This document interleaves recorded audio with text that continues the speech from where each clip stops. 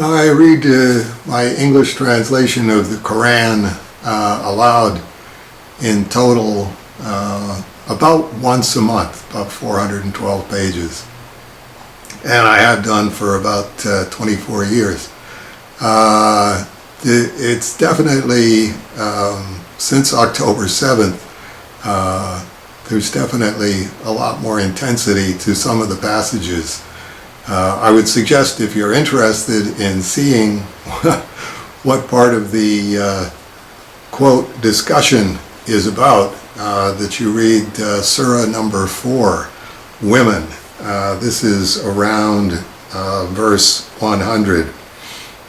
So this is just an excerpt.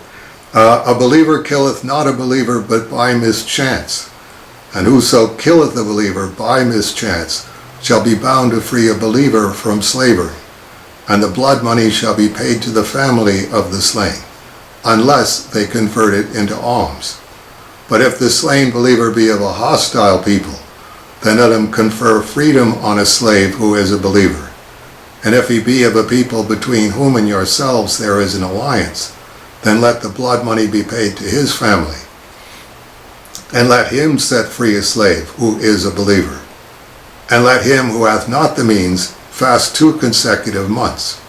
This is the penance enjoined by God, and God is knowing wise. But whoever shall kill a believer of set purpose, his recompense shall be hell.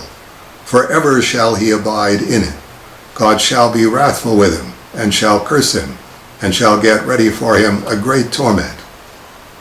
O believers, when ye go forth to the fight for the cause of God, be discerning, and say not to everyone who meeteth you with a greeting, Thou art not a believer, in your greed after the chance good things of this present life. With God are abundant spoils. Such hath been your wont in times past, but God hath been gracious to you. Be discerning then, for God well knoweth what ye do. Those believers who sit at home free from trouble, and those who do valiantly in the cause of God with their substance and their persons, shall not be treated alike. God hath assigned to those who contend earnestly with their persons and with their substance a rank above those who sit at home. Goodly promises hath he made to all, but God hath assigned to the strenuous a rich recompense above those who sit still at home.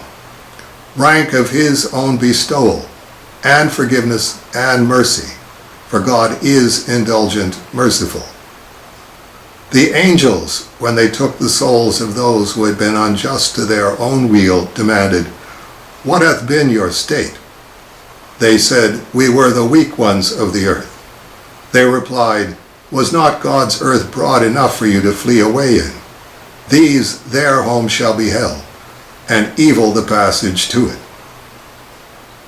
Except the men and women and children who were not able, through their weakness, to find the means, and were not guided on their way. These haply God will forgive, for God is forgiving, gracious. So there's just an excerpt. I do wonder frequently, is Benjamin Netanyahu's war cabinet aware of these passages? And is any effort made to discuss the situation in Quranic terms? Because obviously Muslims believe that this is what God is telling them to do. So you kind of have to look at the chessboard from that side. That's an oversimplification. There's no shortage of ways to interpret all of these verses, but I think you have to at least be familiar with someone else's revelation from God. Okay, that'll do it for the weekly update this week. I hope we'll see a bunch of you again next week.